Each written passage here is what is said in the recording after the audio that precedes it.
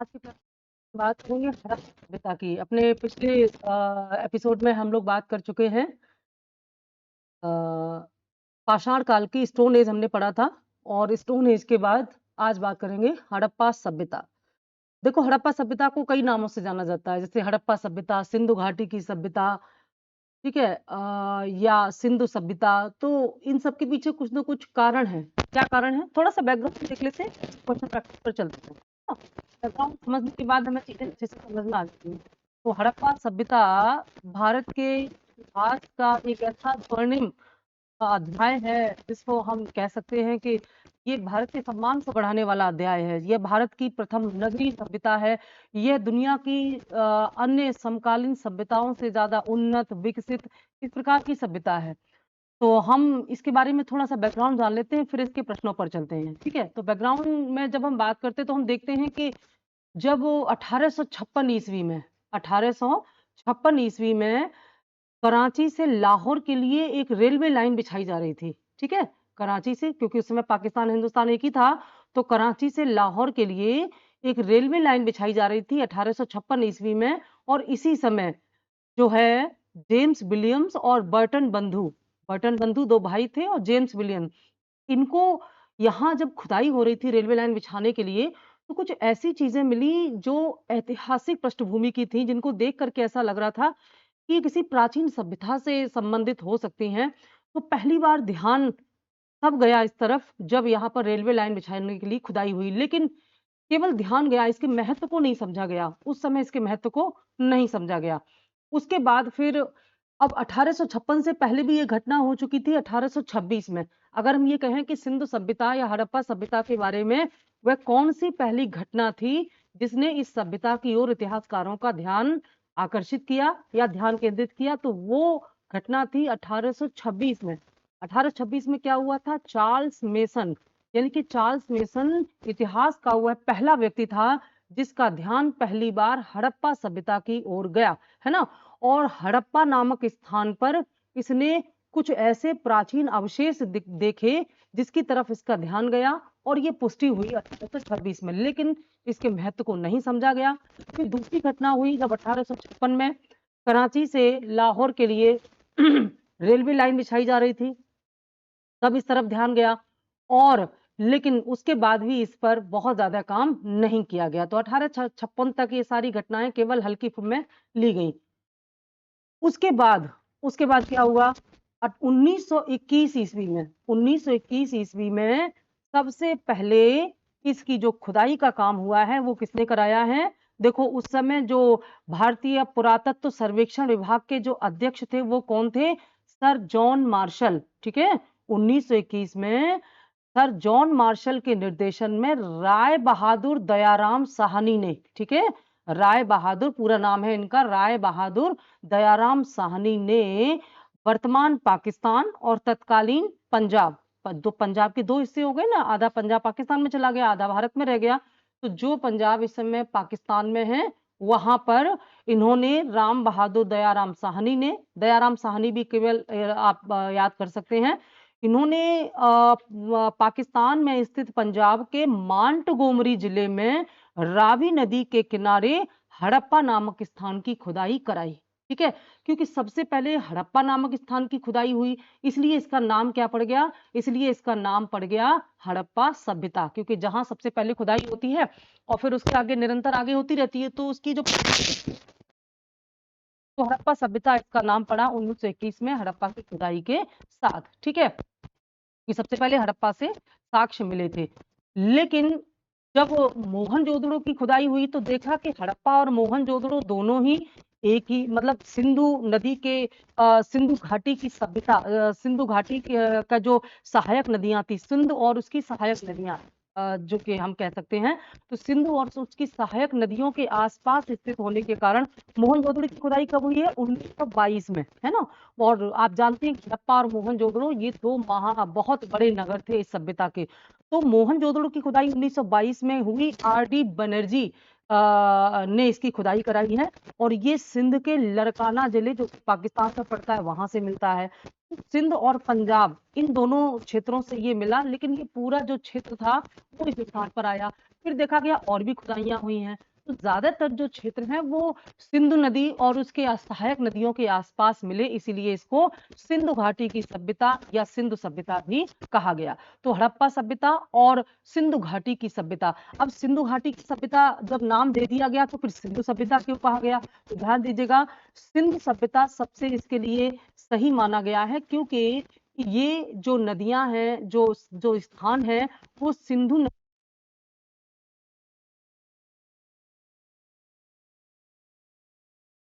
नदी के किनारे आलमगीरपुर मिला है, जो सबसे पूर्वी स्थल है इसका। कश्मीर में चेनाब नदी के किनारे मांडा मिला है, सबसे उत्तरी है ना। सुतकांगी डोर सबसे इसका पश्चिमी स्थल है, जो कि दास नदी के किनारे बलूचिस्तान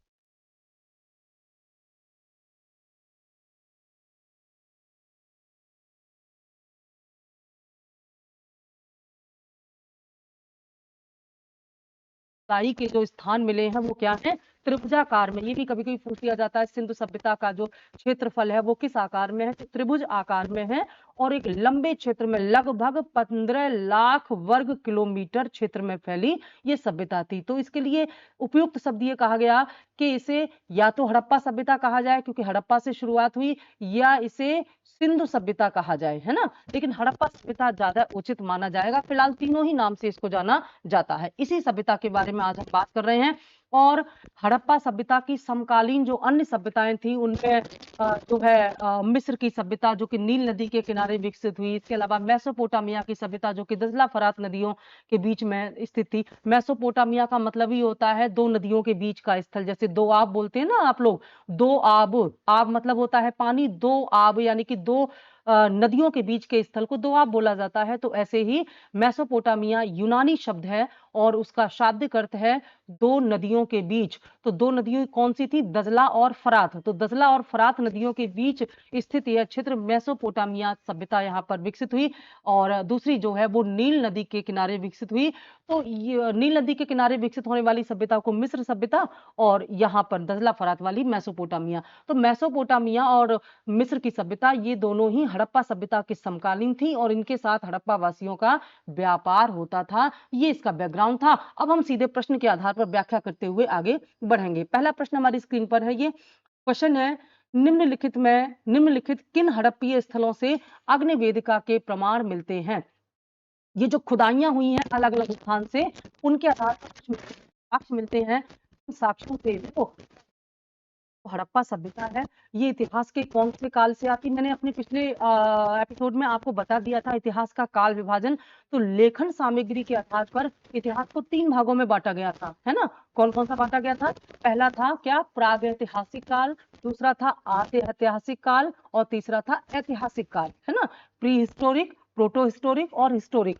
तो ये जो हड़प्पा सभ्यता है ये क्या है, प्रोटो हिस्टोरिक यानी कि आद्य ऐतिहासिक सभ्यता है। क्यों, क्योंकि ये उस काल में स्थापित हुई थी सभ्यता जब लिपि का ज्ञान तो हो चुका था, लेकिन अभी तक उसको पढ़ा नहीं जा सका है। यानी कि इन्होंने जो लिख के छोड़ा है उसको, यानी कि इनको लिखने का ज्ञान था, लेकिन इन्होंने जो लिखा है उसे हम आज तक पढ़ नहीं पाए हैं, इसलिए ये आद्य ऐतिहासिक सभ्यता थी। इसलिए हड़प्पा सभ्यता से संबंधित जितने भी साक्ष्य हैं वे सब पुरातात्विक हैं, सब कुछ खुदाई में प्राप्त हुए हैं। तो ऐसे ही हर एक स्थान की खुदाई से, किसी ने खुदाई कराई, कौन थे उनके निर्देशक, कब कराई, कहां से कराई, वहां से क्या क्या प्राप्त हुआ है, खूब प्रश्न बनते हैं।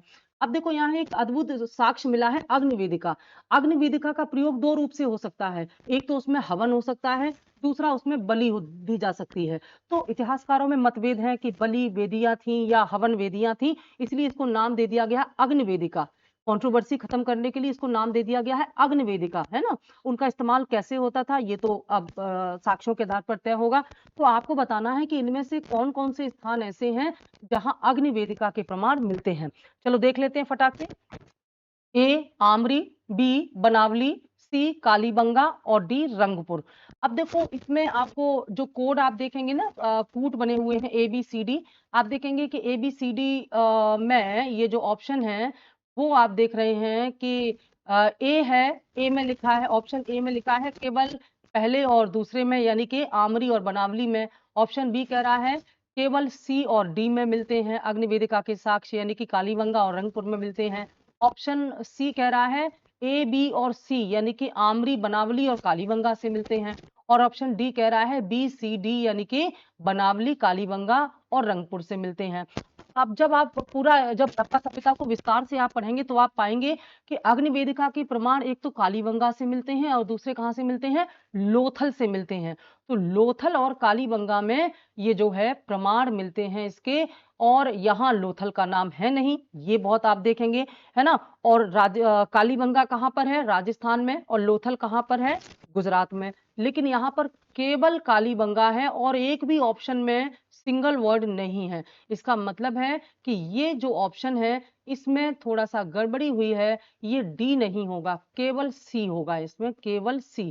क्योंकि अगर यहाँ पर लोथल होता, या तो यहाँ पर लोथल होता तो हम यहाँ लगा सकते थे कि केवल सी और डी होगा, लेकिन क्योंकि यहाँ रंगपुर है इसलिए केवल सी होगा, तो हमने डी यहाँ पर काट दिया है, केवल सी, यानी कि कालीबंगा से अग्निवेदिका के साक्ष्य मिलते हैं। और ये अग्निवेदिका जो है संभवतः या तो हवन आदि के लिए प्रयोग की जाती थी या बलिवेदी के लिए प्रयोग की जाती थी, लेकिन इस प्रकार के साक्ष्य यहाँ पर मिलते हैं। अब ये जो कालीबंगा है, बहुत प्रश्न कालीबंगा से आगे हैं इसी हमारे सेट में जो हम प्रैक्टिस कर रहे हैं। तो कालीबंगा के बारे में अभी हम ज्यादा आपको इसलिए नहीं बताएंगे क्योंकि बहुत सारे प्रश्नों के उत्तर आपको यही मिल जाएंगे, फिर इस थोड़ा सा सस्पेंस खत्म हो जाएगा। तो आगे हम इसकी व्याख्या करेंगे आपके लिए, ठीक है। कालीबंगा के बारे में डिटेल्स हम आगे बताएंगे। फिलहाल इस प्रश्न का उत्तर आपको मिल गया, केवल सी, यानी कि कालीबंगा से अग्निवेदिका के साक्ष्य मिलते हैं, ठीक है। क्वेश्चन नंबर 2 है, निम्नलिखित में से उस क्षेत्र की पहचान कीजिए जहां सिंधु सभ्यता के पुरास्थल नहीं मिले। यानी कि यहाँ पर 3 स्थान ऐसे हैं जहां से सिंधुकालीन नगर या स्थल मिले हैं, लेकिन कुछ एक ऐसा है जहां पर सिंधु सभ्यता के पुरास्थल की प्राप्ति नहीं होती। ए बलूचिस्तान, उत्तर पश्चिमी सीमावर्ती प्रांत का पहाड़ी क्षेत्र, निम्न हिमालयन क्षेत्र, और डी उत्तरी महाराष्ट्र, ठीक है। ये प्रश्न आपको बताना है। यहाँ पर जो ये ऑप्शन बी है ना, ये इसका राइट आंसर है, उत्तरी महाराष्ट्र। लेकिन कई जगह इतिहासकार देखते हैं कि ये जो विभाजन किया गया है, इसमें ये कहा गया है कि जो सबसे नॉर्दर्न पार्ट जो इसका पार्ट है, सबसे साउदर्न पार्ट है, सबसे वेस्टर्न पश्चिमी पार्ट जो है इसका वेस्टर्न जो है, और सबसे ईस्टर्न जो पार्ट है। तो इसको कुछ इतिहासकारों ने माना है कि सबसे उत्तरी भाग जो है सिंधु सभ्यता का, वो क्या है, वो है मांडा। और मांडा कहाँ पड़ता है, मांडा है कश्मीर में, चेनाब नदी के किनारे। सबसे पश्चिमी क्षेत्र क्या है, सुतकांगेडोर, अभी मैंने बताया था ना, सुतकांगेडोर। सुतकांगेडोर कहाँ पड़ता है, बलूचिस्तान में, दास्क नदी के किनारे है ये, दास्क नदी के किनारे है। आप देखेंगे नदियों के किनारे सभ्यता विकसित हुई थी, क्योंकि नदियां इनका एक तरह से जीवन धारा का काम करती थी। दास्क नदी के किनारे पश्चिमी सुतकांगेडोर बलूचिस्तान, और ईस्टर्न पार्ट क्या था, उत्तर प्रदेश के आलमगीरपुर में। कहां पर था, उत्तर प्रदेश के आलमगीरपुर में था ये उत्तर पूर्वी क्षेत्र, जो कि मेरठ में पड़ता है। और हिंडन नदी के किनारे, ये कहां पर था, हिंडन नदी के किनारे। और दक्षिणी में थोड़ा कंफ्यूजन है, अधिकांश इतिहासकार ये मानते हैं कि दायमाबाद, दायमाबाद या दैमाबाद जो है, जो कि कहां पड़ता है, उत्तरी महाराष्ट्र में पड़ता है। ये जो है प्रवरा नदी के किनारे, कहां पर है, प्रवरा नदी के किनारे, वर्तमान अहमदनगर जिले में पड़ता है ये, प्रवरा नदी के किनारे। इतिहासकार मानते हैं कि ये सबसे दक्षिणी बिंदु था सिंधु सभ्यता।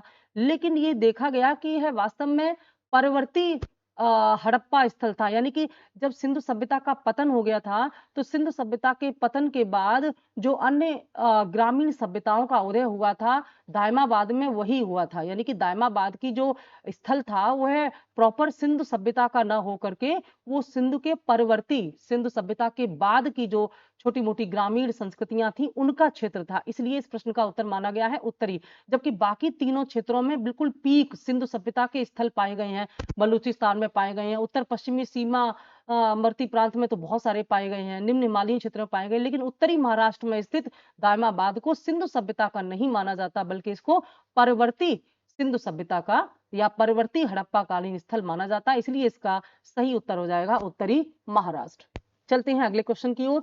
मोहनजोदड़ो में किले और शहर में सबसे चौड़ी सड़कें क्रमशः किस आकार की थी? दो हैं, किले की सड़कें और शहर की सड़कें, इसलिए यहाँ नंबर भी 2 दिए गए हैं। आपको बताना है कि इनकी जो सड़कें थी, आप जानते हैं कि सिंधु सभ्यता की जो सबसे विशेषता थी नगर नियोजन थे, और नगर नियोजन में भी जो सड़कें थी ग्रिड प्रणाली पर आधारित, बहुत ही बेहतरीन व्यवस्था यहाँ पर थी। तत्कालीन समय में दुनिया की कोई दूसरी सभ्यता नहीं थी जो इतनी विकसित रही है जितना कि सिंधु सभ्यता। और मोहनजोदड़ो और हड़प्पा इनका सबसे बड़ा उदाहरण है, बड़े नगर थे इनके। तो ये जो किले थी और शहर थे, इनकी चौड़ी सड़कों का क्रम क्या था? ऑप्शन ए 6 और 10 मीटर, ऑप्शन बी 7 और 11 मीटर, ऑप्शन सी 8 और 12 मीटर, ऑप्शन डी 10 और 14 मीटर। इसका सही उत्तर हो जाएगा ऑप्शन ए। में जो किले की सबसे चौड़ी सड़कें थी वे 6 मीटर की थी, और जो शहरों की सबसे बड़ी सड़कें थी वे सबसे चौड़ी सड़कें थी वे 10 मीटर की थी। ऐसा पाया गया है खुदाई में और पुरातात्विक स्रोतों में। ठीक है, ये थी। और सड़कें सीधी दिशा में होती थी, एक दूसरे को समकोण पर काटा करती थी, समकोण पर काटती थी। इनकी नगरीय विशेषता आगे प्रश्न आएंगे वहां पर हम बताएंगे। तो समकोण पर काटती थी सड़कें, और ये इनकी खास विशेषता थी। ठीक है, तो ध्यान रखिएगा, शहर की सबसे चौड़ी सड़क 10 मीटर और किले की 6 मीटर थी। ये इसका आंसर आपको मिल गया ऑप्शन ए। ठीक है, चलते हैं अगले क्वेश्चन की ओर। क्वेश्चन नंबर 4, मेसोपोटामिया के साहित्य में निम्न में से किस स्थान का संदर्भ हड़प्पा सभ्यता के लिए किया गया होगा? यानी कि मेसोपोटामिया के जो लेख हैं, देखो मेसोपोटामिया की लैंग्वेज को पढ़ लिया गया, ध्यान दीजिएगा, मेसोपोटामिया की लैंग्वेज को पढ़ लिया गया है, और वहां से बहुत कुछ पता चलता है हमें सिंधु सभ्यता के बारे में। लेकिन जब तक सिंधुकालीन लैंग्वेज को, सिंधुकालीन स्क्रिप्ट को पढ़ा नहीं जाए, तब तक इसकी जो है एक तरह से मिलान करना बहुत मुश्किल है। तो यहाँ पर ये जो पूछा जा रहा है वो ये है कि मेसोपोटामिया के जो लेख हैं, वास्तव में साहित्य का मतलब यहाँ पर क्या है? लेख। जो मेसोपोटामिया के लेख हैं उनमें से किस नाम से हड़प्पा सभ्यता को संबोधित किया गया है, या हड़प्पा सभ्यता के लिए इनमें से कौन सा नाम इस्तेमाल किया गया है? इसका आंसर आपको बताना है। ए महर्षि, बी दिलमुन, सी मेलुहा और डी मकान। ठीक है, तो इसका सही अर्थ है मेलुहा। मेलुहा। ऐसा कैसे कैसे पता चला कि मेलुहा की पहचान हड़प्पा सभ्यता के लिए? इतिहासकार मानते हैं कि मेलुहा मोहनजोदड़ो के लिए इस्तेमाल किया जाता था। जो मोहनजोदड़ो है ना, मोहनजोदड़ो के लिए मेलुहा शब्द का इस्तेमाल किया करते थे मेसोपोटामिया के लोग। जो है वो मोहनजोदड़ो को मेलुहा नाम से बोलते थे, और इसी मेलुहा की पहचान मोहनजोदड़ो से करने के बाद साहित्यिक स्रोतों से भी इसकी पुष्टि कर ली गई कि इन दोनों सभ्यताओं के बीच में व्यापारिक संबंध था। हालांकि और भी साक्ष्य हैं, मोहरें वगैरह भी मिलती हैं यहाँ से मेसोपोटामिया की। तो ये सारी चीजें यहाँ पर, ये वाला आंसर जो है आपका मेलुहा इसका राइट आंसर है, ये ध्यान में रखिएगा। और बाकी मैंने आपको बताया ही कि मेसोपोटामिया का मतलब क्या होता है। जजला फरात नदियों के बीच में स्थित थे, ये दोनों के बीच में व्यापार होता था। और ध्यान रखना, मेसोपोटामिया को ही सुमेरियन सभ्यता भी कहा जाता है। ठीक है, मेसोपोटामिया सभ्यता को ही क्या कहते हैं? सुमेरियन सभ्यता भी कहते हैं। तो कंफ्यूज मत होना आप इससे। ठीक है, चलते हैं अगले क्वेश्चन। सिंधु घाटी सभ्यता निम्न में से किस प्रकृति की थी, यानी कि इसका नेचर क्या था? ए आद्य शहरी, बी शहरी, सी शहरी ग्रामीण, और डी ग्रामीण। तो ये पूर्णतया शहरी सभ्यता थी, इसमें कोई डाउट नहीं है, यानी कि ये शहरी सभ्यता थी। और शहरों का या नगरों का, शहर मतलब नगरों का विकास हुआ था यहाँ पर। और नगरों का आधार होता है व्यापार। ठीक है, नगरों का आधार होता है व्यापार, और व्यापार का आधार होता है क्या? कृषि। जब तक कृषि का विकास नहीं होगा तब तक, क्योंकि व्यापार किसका होता है? अधिशेष का। कृषि अधिशेष का ही तो व्यापार होता है। अधिशेष मतलब होता है सरप्लस। जैसे गेहूं का उत्पादन उपभोग से अधिक हुआ तो उसका व्यापार होगा, है ना? तो इस प्रकार से ये व्यापार का आधार कृषि। तो कभी इस प्रकार से पूछा जाए कि सिंधु सभ्यता की का आर्थिक आधार क्या था, या सिंधु सभ्यता किस पर आधारित थी, तो कृषि पर आधारित थी। ध्यान रखना, क्योंकि कृषि पर आधारित होने की वजह से ही व्यापार हुआ, और व्यापार जब विकसित होते हैं तो नगरों का विकास होता है। और भारत में ये प्रथम नगरीय क्रांति मानी गई है। ऐसा माना गया है कि भारत में प्रथम नगरीय क्रांति प्रथम नगरीय क्रांति हड़प्पा के समय ही हुई थी।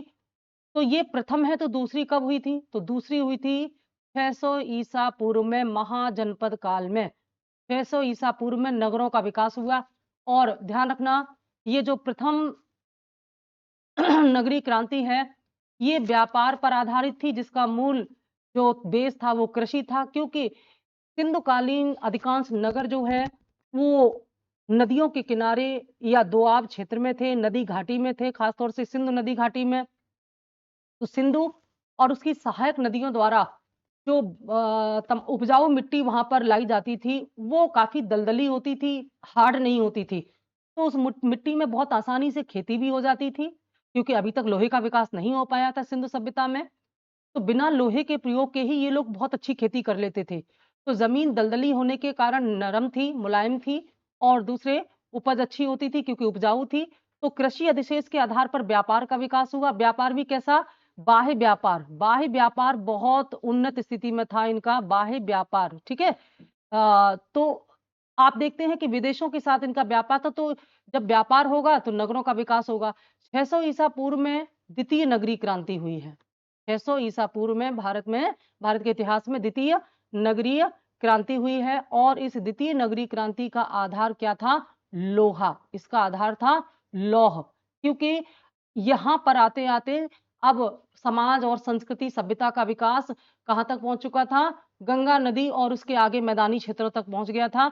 और फिर यहाँ पर खुदाई, गहरी खुदाई करके लोहे के फाल से अच्छी खेती की जाती थी। और इससे खेती के साथ साथ, कृषि के साथ साथ व्यापार वाणिज्य का विकास हुआ। तो फिर से आप देखेंगे नगरों का विकास हुआ। एक बड़ी आश्चर्यजनक बात है जिस पर इतिहासकार आज भी मौन है, कि सिंधु सभ्यता नगरीय सभ्यता थी, शहरी सभ्यता थी, इतनी विकसित थी। फिर क्या कारण था कि सिंधु सभ्यता के बाद विकसित होने वाली जो वैदिक संस्कृति, आप देखो वैदिक के लिए संस्कृति शब्द इस्तेमाल किया जा रहा है और सिंधु के लिए सभ्यता। वैसे तो काफी अंतर है सभ्यता और संस्कृति में। एक मूल अंतर हम बता देते हैं कि सभ्यता का आधार आर्थिक होता है। सभ्यता का आधार सामाजिक के साथ साथ आर्थिक होता है, लेकिन संस्कृतियों का आधार सामाजिक होता है, धार्मिक होता है। ठीक है। आप देखेंगे वैदिक सभ्यता, वैदिक संस्कृति जो है आर्थिक आधार पर इतनी उन्नत नहीं थी, इसलिए तो नगरों का विकास नहीं हुआ। ग्रामीण संस्कृति थी, कबीलाई समाज था ऋग्वैदिक समाज। तो इतिहासकार ये समझ नहीं पा रहे हैं कि आखिर इतनी विकसित सिंधु सभ्यता कैसे समाप्त हो गई और उसके बाद डेवलप होने वाली वैदिक संस्कृति इतनी पिछड़ी कैसे हुई, एकदम ग्रामीण। यहाँ तक कि घुमंतु जीवन था ऋग्वैदिक का, जबकि सिंधु घाटी सभ्यता के लोग शहरी स्वरूप के थे। इनकी प्रकृति कैसी थी? नगरीय थी, अर्बन थी। ये बहुत अपने आप में एक अच्छा फैक्ट है जो भारत को सम्मान दिलाता है। ठीक है। अगला क्वेश्चन आ गया, हड़प्पा संस्कृति के विध्वंस। विध्वंस मतलब नाश। या पतन कह सकते हैं। तो हड़प्पा संस्कृति के पतन के आर्य के सिद्धांत का प्रतिपादन किसने किया था? देखो सिंधु सभ्यता का पतन कैसे हुआ, इसको लेकर के विद्वानों में, इतिहासकारों में आम मत नहीं है। सब अपना अपना मत, अपना अपना विचार देते हैं यहाँ पर। तो सबने अपना अपना विचार दिया है। फिलहाल इस प्रश्न में आपको बताना है कि इनमें से कौन विद्वान है जो ये कहता है कि आर्यों ने या आर्यों के आक्रमण से हड़प्पा संस्कृति का विध्वंस या पतन हुआ। वो नाम आपको बताना है। आर्य कौन थे? आर्य वही थे जिन्होंने वैदिक सभ्यता, वैदिक संस्कृति की स्थापना की। ठीक है। इसीलिए वैदिक संस्कृति को आर्य संस्कृति भी कहते हैं। वैदिक संस्कृति को आर्य संस्कृति भी कहते हैं क्योंकि आर्यों ने इसकी स्थापना की थी। जो दो भागों में बटी हुई है, ऋग्वैदिक और उत्तर वैदिक, तो आगे हम पढ़ेंगे। तो option A John Marshall, option B Mortimer Wheeler, option C B Lal और ऑप्शन डी बी के थापड़। आपको बताना है कि इनमें से वो विद्वान कौन है जो ये मानते हैं कि ऋग्वैदिक आर्यों ने, यानी कि जिन्होंने वैदिक संस्कृति की स्थापना की, उन्होंने ही हड़प्पा संस्कृति का विनाश किया। ये आंसर आपको इसमें देना है। तो इनमें आंसर है जिन्होंने ये माना था वो है मार्टिमर व्हीलर। मार्टिमर व्हीलर ये मानते हैं कि आर्यों ने ही इनका हड़प्पा संस्कृति का विनाश किया। और ना केवल मार्टिमर व्हीलर बल्कि इनकी बात का समर्थन करते हैं गार्डन चाइल्ड, नाम ये नोट कर लीजिए। Mortimer Wheeler, Gordon Childe, Stuart Piggott, इन सभी ने ये माना है कि आर्यों ने ही सिंधु संस्कृति या हड़प्पा संस्कृति का पतन किया। अब इनकी बात क्यों मान ली जाए, तो इसमें इन्होंने दो उदाहरण दिए हैं, दो इन्होंने साक्ष्य दिए हैं। पहला साक्ष्य इन्होंने क्या दिया है? पुरंदर शब्द का इस्तेमाल किया गया है ऋग्वेद में। किसके लिए? इंद्र के लिए। इंद्र को क्या कहा गया है? पुरंदर। पुर का मतलब होता है किला। पुर का मतलब क्या होता है? किला। और आप देखेंगे हड़प्पा कालीन नगर दो भागों में विभाजित थे, पश्चिमी टीला और पूर्वी टीला। और पश्चिमी टीले पर जो बने होते थे उनको किला या दुर्ग ही कहा जाता था। पश्चिमी टीले पर दुर्ग बने होते थे, पूर्वी टीले पर आवासीय स्थान जहां पर आम लोग रहते थे। यहाँ पर संभवतः प्रशासनिक वर्ग रहता था और यहाँ पर आम जनता रहती थी। तो ये जो दुर्ग हैं इन्हीं को पुर मान लिया गया है। पुर का मतलब किला या नगर भी कह सकते हैं पुर। तो इस पुरंदर का मतलब होता है किलों को नष्ट करने वाला या नगरों का विध्वंस करने वाला। और इंद्र को पुरंदर कहा गया है, किसमें? ऋग्वेद में। ठीक है, तो क्या इंद्र ने सिंधुकालीन किलों को नष्ट किया था, सिंधुकालीन नगरों का विध्वंस किया था, इसीलिए इनको पुरंदर कहा गया। दूसरी बात ये हरियूपिया शब्द का प्रयोग किया गया है। हरियूपिया, इतिहासकार मानते हैं कि ये हरियूपिया कुछ और नहीं बल्कि हड़प्पा का ही अपभ्रंश है।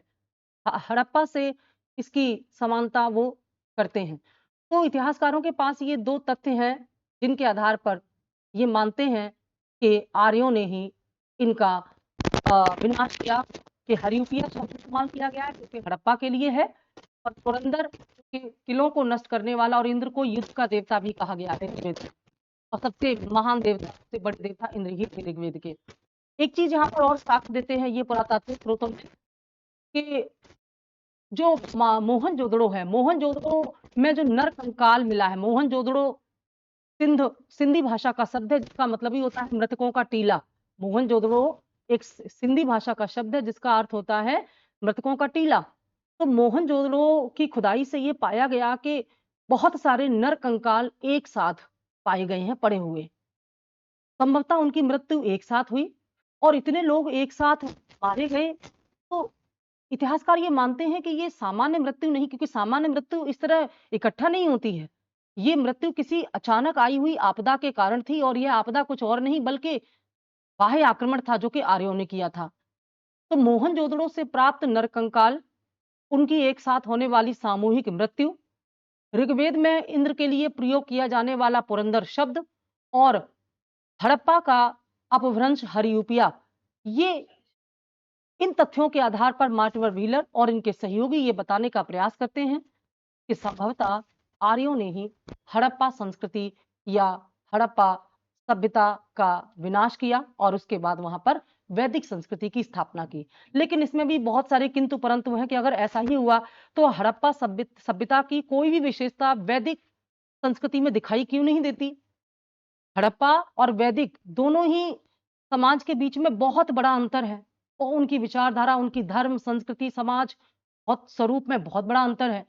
तो इसलिए यहाँ पर तर्क सेट नहीं बैठता हर इतिहासकार ने। अब ये जो जॉन मार्शल है ये कहते नहीं बाढ़ की वजह से इनका विनाश हुआ है इस सभ्यता का, क्योंकि बाढ़ आने से इनकी जो मूल जीवन धारा थी वो तो नदियां ही थी, और बाढ़ आने से सभ्यता का विकास नहीं हो पाया, नष्ट हो गया, वो नष्ट हो गया। तो ये तथ्य है इनके पीछे। अगला क्वेश्चन है, निम्नलिखित हड़प्पीय स्थलों में से किन में चावल की खेती के प्रमाण मिले हैं? चावल या धान, धान भी लिखा हो सकता है। ये हड़प्पीय स्थल है। हमने पाषाण काल में तमाम स्थल आपको बताए थे जहां से चावल के प्राचीनतम साक्ष्य मिलते हैं। जिन्होंने अभी नहीं देखा है उसको देख लीजिएगा। लेकिन ये हड़प्पा सभ्यता से संबंधित स्थान है जहां पर चावल की खेती के प्रमाण मिले हैं। आपको बताना है कहां कहां से। तो कूट के आधार पर उत्तर चुनना है। 4 यहाँ पर पॉइंट है। पहला है कालीबंगा, दूसरा लोथल, तीसरा मोहनजोदड़ो और चौथा सुरकोटदा। सुरकोटदा यहाँ पर ये वाला क्या दीजिए मात्रा, सुरकोटदा। ठीक है, तो इन 4 में से कहां कहां चावल के साक्ष्य मिलते हैं ये आपको बताना है। आपने देखा था चावल के साक्ष्य क्या, भूसी मिलती है, उसी भूसी से ये अनुमान लगाया जाता है कि चावल की भूसी मिली है तो चावल भी होता होगा। तो ऐसा कहां पाया गया है? ऐसा पाया गया है, ये साक्ष्य मिला है 2 स्थानों पर, इनमें से कालीबंगा से और लोथल से। तो हमारा सही आंसर हो जाएगा ऑप्शन ए, पहला और दूसरा सही है। कालीबंगा कहाँ है? राजस्थान में, बताया था मैंने पीछे। लोथल कहाँ है? गुजरात में, है ना।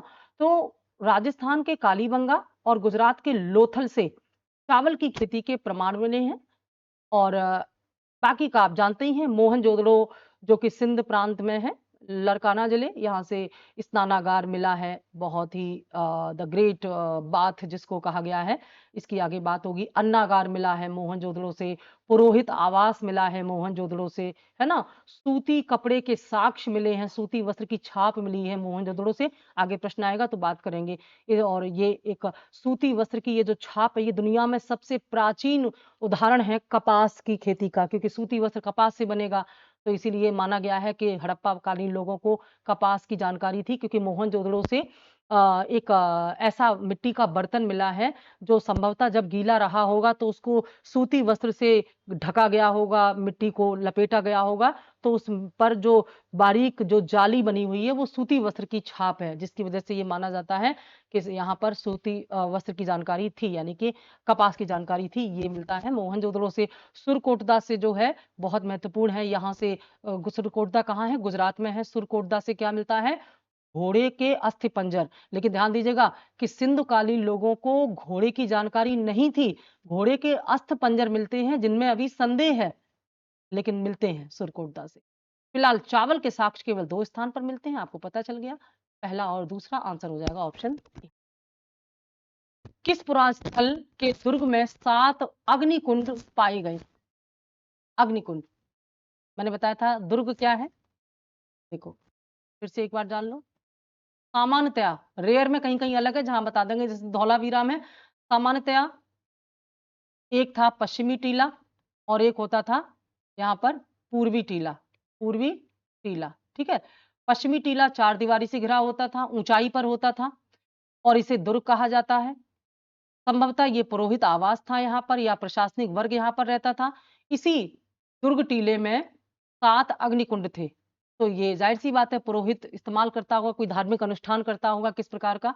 तो वो कौन सा स्थल है जहां पर, यहाँ सामान्य जनता रहती थी, यहाँ पर सामान्य जनता, तो वो कौन सा स्थान है यहाँ पर जहां 7 अग्निकुंड एक साथ पाए गए? ए हड़प्पा, बी मोहनजोदड़ो, सी लोथल और डी कालीबंगा। अब देखो हमने पिछले आपको आंसर में बताया कि लोथल और कालीबंगा अग्निकुंड मिले हैं, अब यहाँ पर ये दोनों दे दिए गए हैं, ऐसे में आपको बहुत ध्यान से जो है आंसर लिखना पड़ता है। तो इसका आंसर क्या है, कालीबंगा, क्योंकि क्या पूछा है 7, तो एक साथ लाइन में 7 अग्निकुंड कालीबंगा से पाए गए हैं, ना कि लोथल से। एक साथ, हालांकि लोथल से अग्निकुंड पाया गया है, लेकिन वो इकट्ठा नहीं पाया गया है, अलग अलग पाया गया है।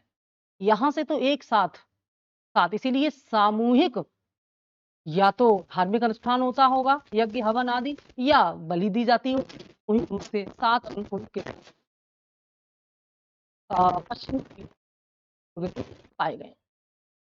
कालीबंगा के बारे में आप थोड़ा सा जानने का समय आ चुका है। तो कालीबंगा राजस्थान के गंगानगर जिले में स्थित है, राजस्थान के गंगानगर जिले में स्थित है, और सिंध सभ्यता का बहुत ही महत्वपूर्ण स्थान है ये।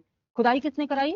1991 में, 1991 में इसकी खुदाई कराई अमलानंद घोष ने। किसने कराई? अमलानंद घोष, ठीक है। अमलानंद घोष ने इसकी खुदाई कराई 1900, ये 1900 है, सही कर लीजिए, 1951 में, ठीक है। और ये जो क्वेश्चन है इसके तहत ये पाया गया है कि कालीबंगा में एक एक कुएं के समीप, एक एक कुएं के समीप एक एक अग्निकुंड पाए गए हैं। 7 आयताकार अग्निवेदियां एक लाइन में मिलती हैं, आयताकार थे ये अग्निवेदियां और एक लाइन में मिलती हैं, ये बहुत महत्वपूर्ण है। और इतना ही नहीं, कालीबंगा में निचली बस्ती, ये जो पूर्वी टीला है, यहाँ भी अनेक घरों में अग्निवेदियां मिलती हैं। कभी इस प्रकार का प्रश्न आए तो जान लेना, अनेक घरों में अग्निवेदियां मिलती हैं जो किसी और नगर में नहीं मिलती। जैसे मोहनजोदड़ो के हर घर में कुएं के साक्ष्य मिलते हैं, अन्य नगरों में ऐसा नहीं है, ठीक है ना।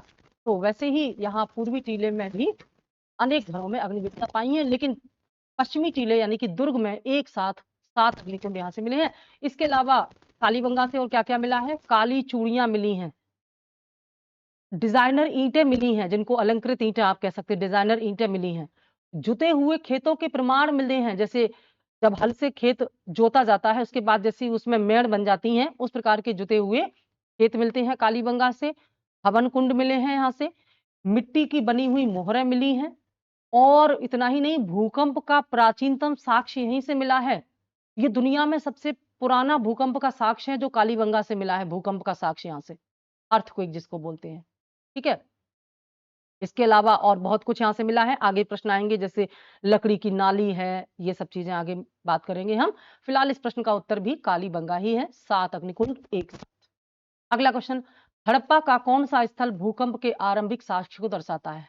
उत्तर मिल गया आपको, अब ये भी बताया हमने, ऑप्शन बी कालीबंगा भूकंप के प्राचीन साक्ष्य यहाँ से मिलते हैं। ऐसा माना जाता है कि भूकंप के कारण ही इसी इसी साक्ष्य के आधार पर कुछ इतिहासकार मानते हैं कि भूकंप के कारण भी सिंधु सभ्यता का पतन हो गया संभवतः, क्योंकि यहाँ पर कालीबंगा से साक्ष्य मिलता है, ठीक है।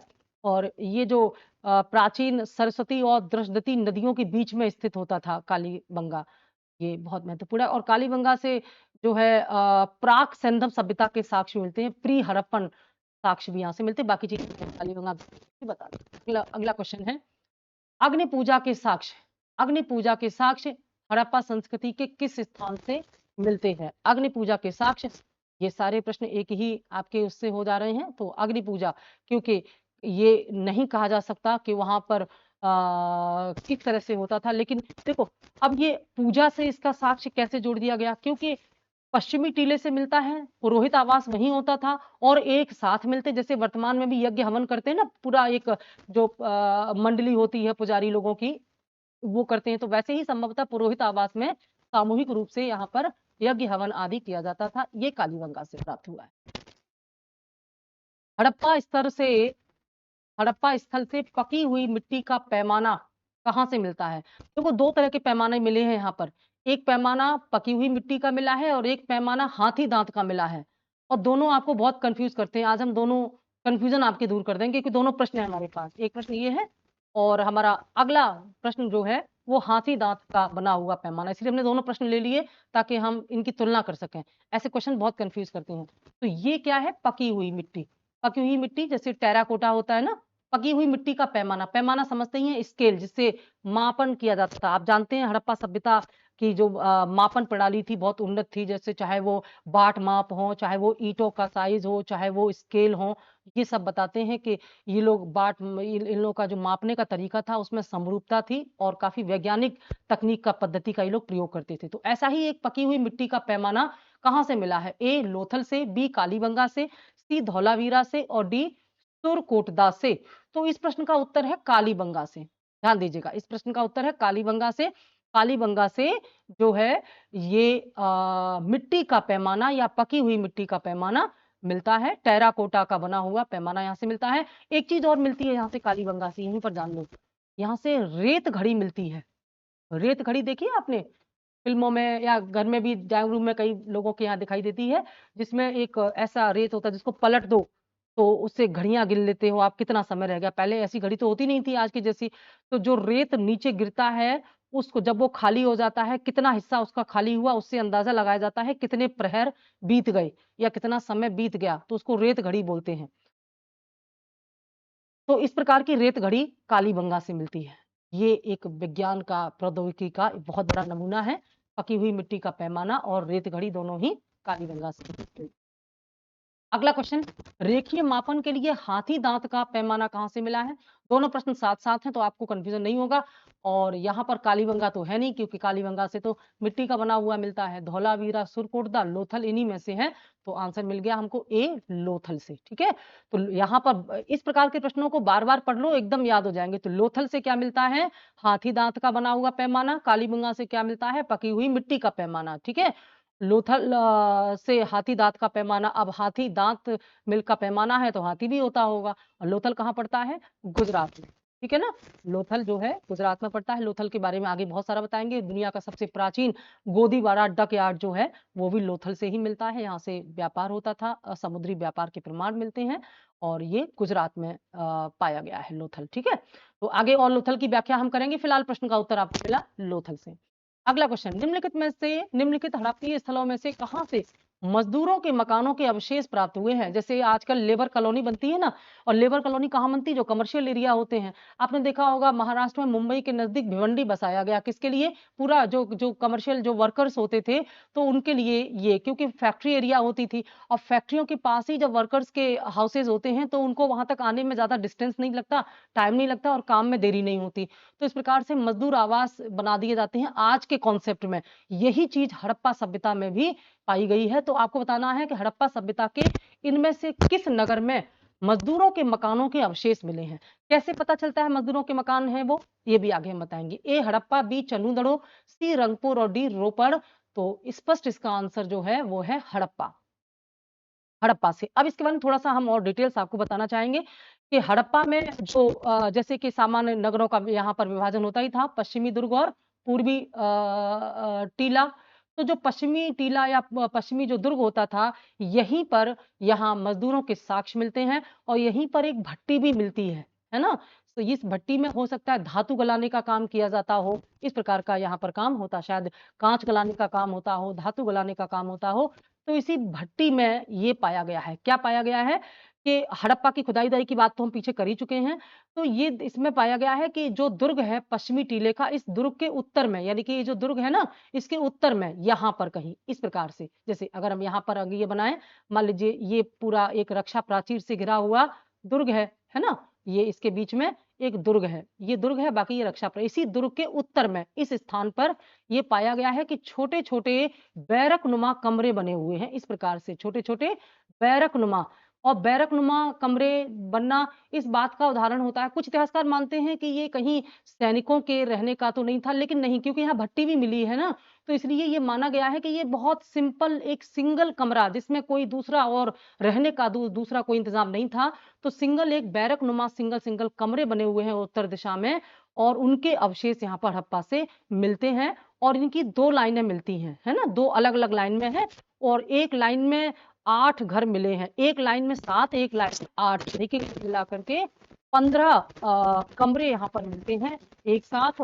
और इससे ये पता चलता है कि ये लेबर क्लास के रहे होंगे, क्योंकि पुरोहित आवास इतने सिंपल सादगी नहीं हो सकती। अन्य स्थानों पर पाया गया है कि पुरोहित आवास बहुत ही अच्छी स्थिति में पाए गए थे, जबकि ये बहुत ही सामान्य थे सिंगल कमरे के। तो निश्चित तौर पर ये श्रमिक आवास ही थे, और यहीं पर एक भट्टी भी पाई गई है, तो इसलिए ये श्रमिक आवास ही माना गया है। तो हड़प्पा से ये साक्ष्य मिलते हैं, और इससे ये पता चलता है कि व्यापार कितने व्यवस्थित तरीके से होता था। कर्मचारियों के रहने का आवास वहीं बनाया जाता था, ताकि व्यवस्थित रूप से उत्पादन, क्योंकि निर्यात होता था ना, विदेश व्यापार अच्छी स्थिति में था। बहुत ध्यान देते।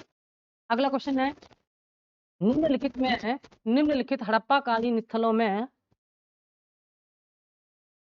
निम्नलिखित हड़प्पा कालीन स्थलों में से किसमें नाली के निर्माण में लकड़ी का प्रयोग किया गया था? पिछले क्वेश्चन की व्याख्या याद होगी तो आंसर निकल आएगा। बताओ फटाफट, निम्न में से किस हड़प्पा कालीन स्थल में नाली के निर्माण में लकड़ी का प्रयोग किया जाता था? सामान्यतः नाली के निर्माण में किसका प्रयोग किया जाता था? तो उसमें पकी हुई ईंटों का प्रयोग किया जाता था, ठीक है।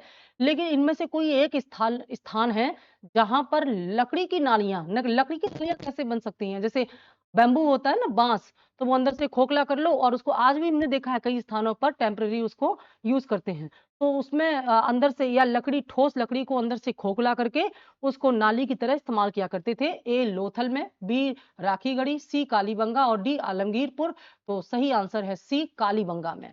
कालीबंगा में ये पाया गया है कि लकड़ी की नालियां प्रयोग में लाई गई हैं, और कालीबंगा से ये जो लकड़ी की प्रयोग है, इससे ये देखा गया, ये माना गया कि संभवतः यहाँ जल निकासी की व्यवस्था उतनी उन्नत नहीं थी जितना कि अन्य स्थानों पर थी। तो ये इसकी एक निम्न स्तर को दर्शाते हैं कि जितने विकसित हड़प्पा और मोहनजोदड़ो थे, उतना विकसित कालीबंगा नहीं था, ऐसा माना है कुछ इतिहासकारों ने। हालांकि कालीबंगा को सिंधु सभ्यता की तीसरी राजधानी भी माना है। ये माना गया है कालीबंगा सिंधु सब, दो राजधानी कौन सी थी? हड़प्पा और मोहनजोदड़ो। और तीसरी राजधानी किसको माना है? तीसरी राजधानी माना है इसको कालीबंगा को। लेकिन यहाँ पर लकड़ी की नालियों से यह तो पता चला कि जल निकासी की जो उन्नत व्यवस्था अन्य नगरों में थी, वह यहाँ पर नहीं। ठीक है। अगला क्वेश्चन है, अधोलिखित में किस पुरास्थल से मिट्टी के रथ का नमूना प्राप्त हुआ है?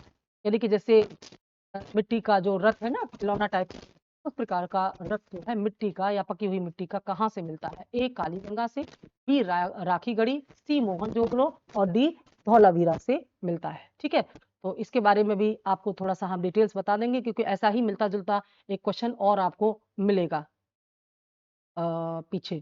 ठीक है, ए कालीबंगा, हाँ ऑप्शन हम पढ़ चुके हैं। राइट आंसर इसका हो जाएगा राखीगढ़ी। राखीगढ़ी से मिट्टी के रथ का नमूना प्राप्त होता है। राखीगढ़ी से मिट्टी के रथ का नमूना प्राप्त होता है। लेकिन ध्यान दीजिएगा, एक है मिट्टी का रथ और एक है मिट्टी का हल। ठीक है ना, मिट्टी का हल और मिट्टी का रथ दो अलग अलग चीजें हैं। मिट्टी का हल का मतलब होता है जैसे जो जिसे खेत जोते हैं उसका बना हुआ हल। तो यहाँ पर आपको बताना है मिट्टी का रथ कहाँ से मिलता है, तो उसका आंसर आपको मिला राखीगढ़ी से मिलता है। तो राखीगढ़ी के बारे में थोड़ा सा हम जान लेते हैं।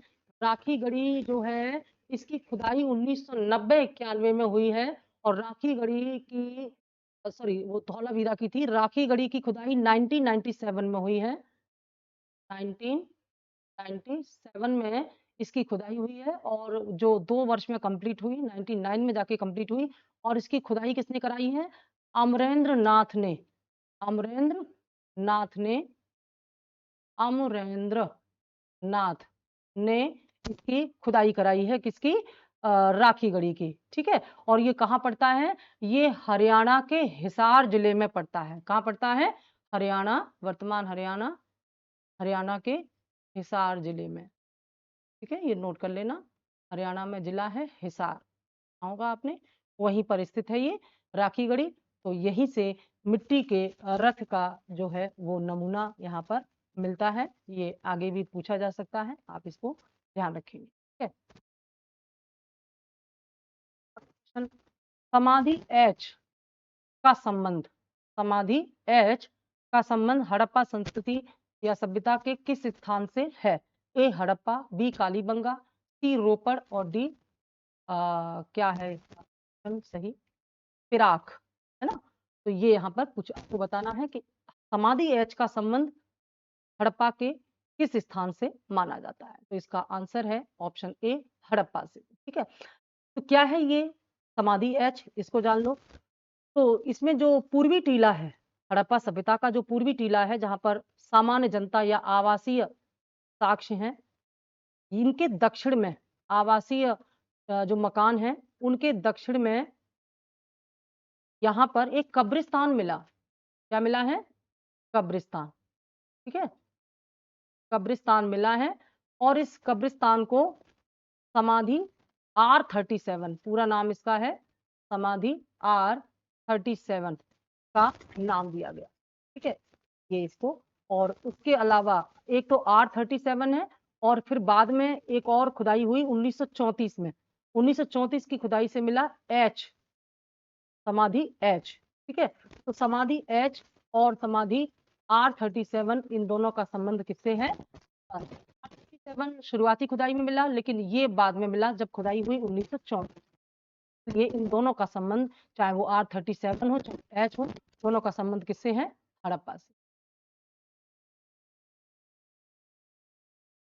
अगला क्वेश्चन हमारा नंबर 17, सैंधव सभ्यता का सबसे पूर्वी स्थल का उत्खनन किसने किया था? पूर्वी स्थल तुमने बता ही दिया था, आलमगीरपुर। आलमगीरपुर वर्तमान उत्तर प्रदेश के मेरठपुर में सबसे पूर्वी स्थल है।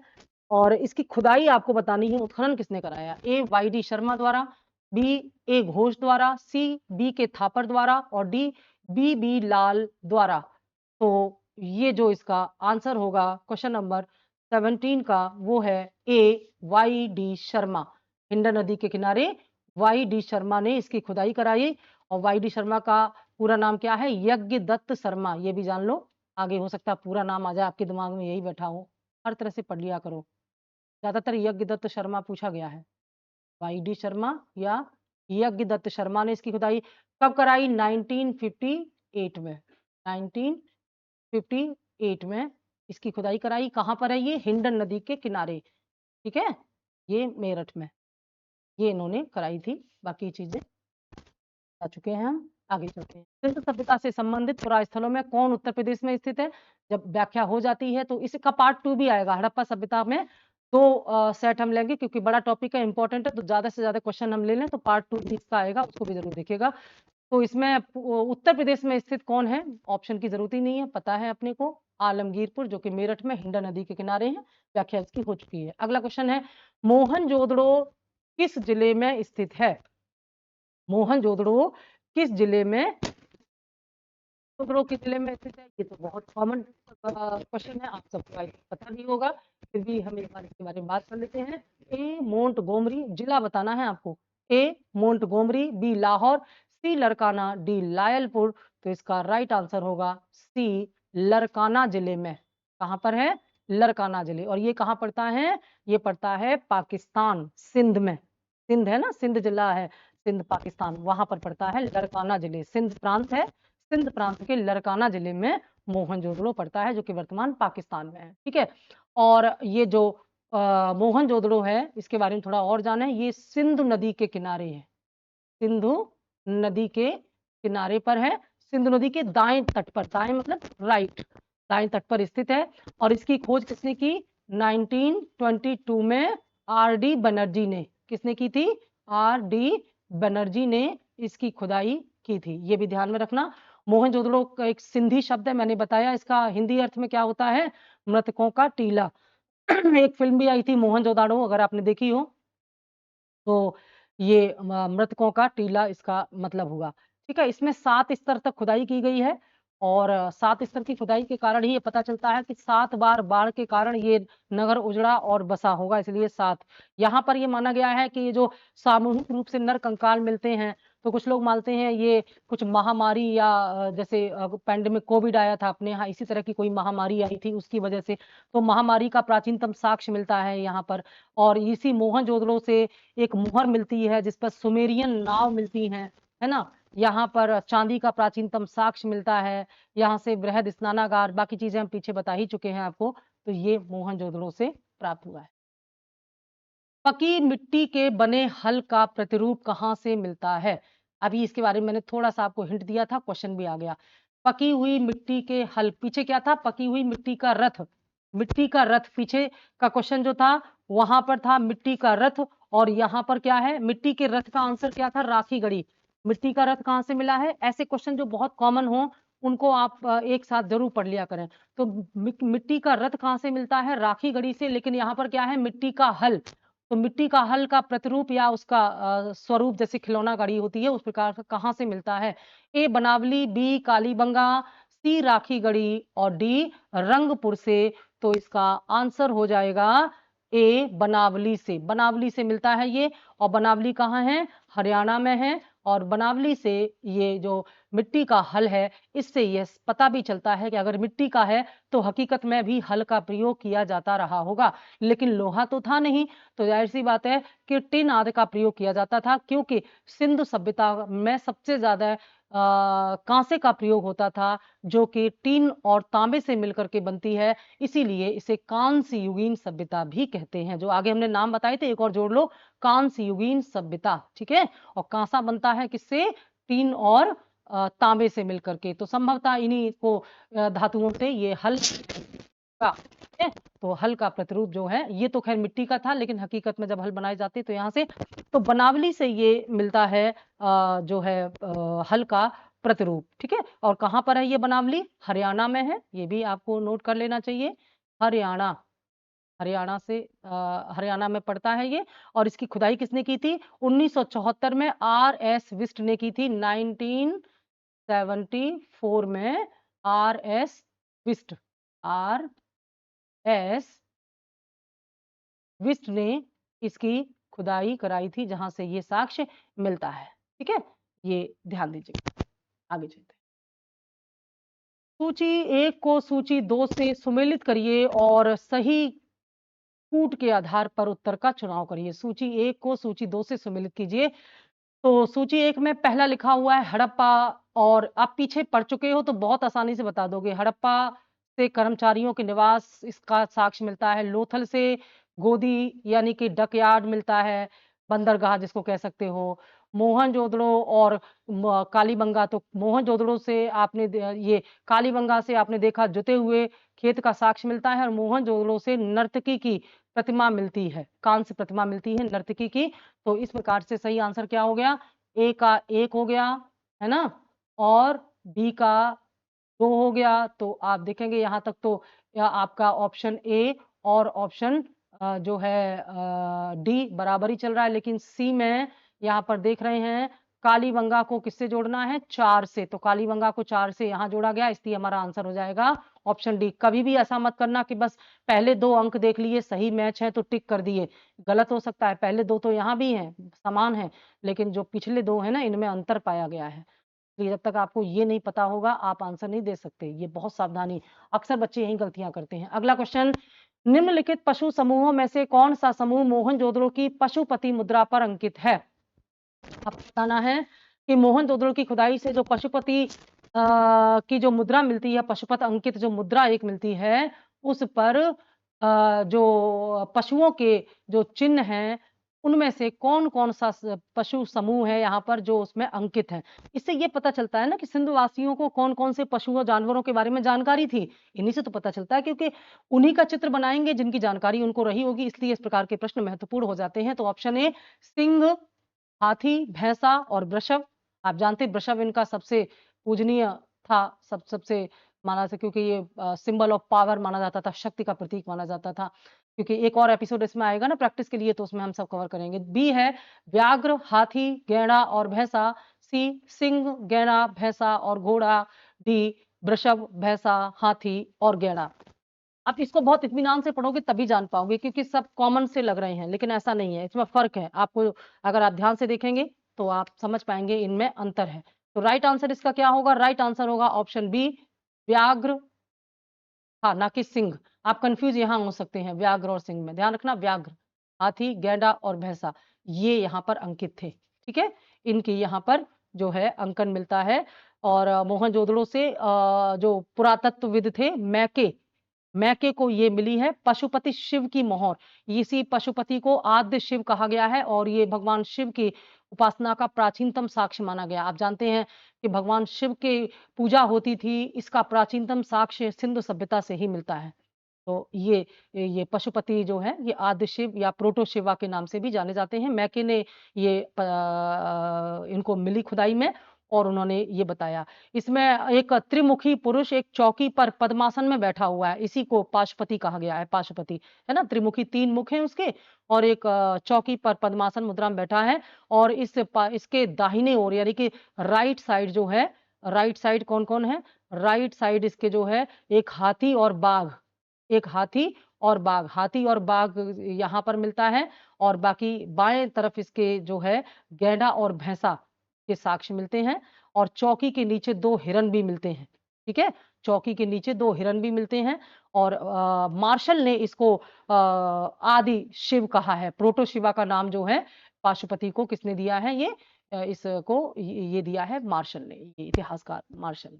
अगला क्वेश्चन है, सिंधु सभ्यता से संबंधित सर्वाधिक पुरास्थल किस नदी के तट पर मिलते हैं। यानी कि सबसे ज्यादा जो स्थल है सिंधुकालीन, वे किस नदी के किनारे। इसमें बहुत संभल के आंसर लगाना, कंफ्यूज मत हो जाना, नहीं तो फटाक से सिंधु लगा दो, गलत हो जाएगा। सिंधु, सतलज, घग्गर और हिंडन। तो इसका सही आंसर होगा घग्गर, घग्गर, ठीक है। तो कैसे ये सही आंसर होगा, इसको आप जान लो कि ये जो ज्यादातर जो साक्ष्य मिले हैं, उनमें से जो 40 बस्तियां ही मिली हैं सिंधु के किनारे, सिंधु नदी के किनारे 40 बस्तियां मिली हैं, जबकि 1100-1200 से अधिक बस्तियां घग्गर नदी के किनारे मिली हैं। यानी कि जो कुल स्थल मिले हैं उनमें लगभग 80% घग्गर नदी के किनारे प्राप्त हुए हैं। तो इसलिए सर्वाधिक यहीं पर हो जाएगा घग्गर नदी, ठीक है। घग्गर, हाकरा, सरस्वती, याद रखना इसका एक और नाम है सरस्वती नदी। विलुप्त हो गई है लेकिन तब रही होगी। सरस्वती भी अगर लिखा हो तो भी बता देना, सरस्वती या घग्गर नदी जो है इसके किनारे सबसे ज्यादा मिलते हैं, ना कि सिंधु घाटी, है ना। ये क्षेत्र यहाँ पर महत्वपूर्ण है। लेकिन क्यों फिर भी इसको सिंधु घाटी, क्योंकि जो पीक था, जो बड़े बड़े नगर थे वे सिंधु घाटी के आसपास थे, इसलिए। अगला क्वेश्चन, सिंधु संस्कृति से संबंधित मांडा किस नदी के किनारे है? बता चुके हैं हम आपको, चेनाब नदी के किनारे है, सबसे उत्तरी बिंदु है, कश्मीर में है। ये चीज हम आपको पीछे बता चुके हैं, व्याख्या आपको याद ही होगी, ठीक है। और खुदाई किसने की थी ये भी जान लो, इसकी मांडा की खुदाई किसने की थी? इसकी खुदाई जो है 1982 में 1982 में जगपत जोशी या जेपी जोशी द्वारा की गई थी। जेपी जोशी, पूरा नाम क्या है? जगपत जोशी। समय क्या है? 1982 1982 में, ठीक है। चेनाब नदी कहां पर है? कश्मीर, कश्मीर में, और सबसे उत्तरी क्षेत्र है ये सिंधु सभ्यता का। इसके ऊपर कोई भी स्थल नहीं मिला अभी तक, ठीक है।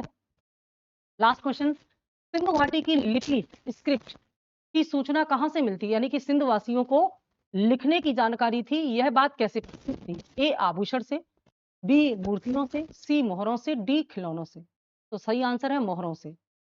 मोहरों पर इन्होंने चित्र अंकित किए हैं, मोहरों पर इन्होंने अपनी लिपि अंकित की है, लिपि।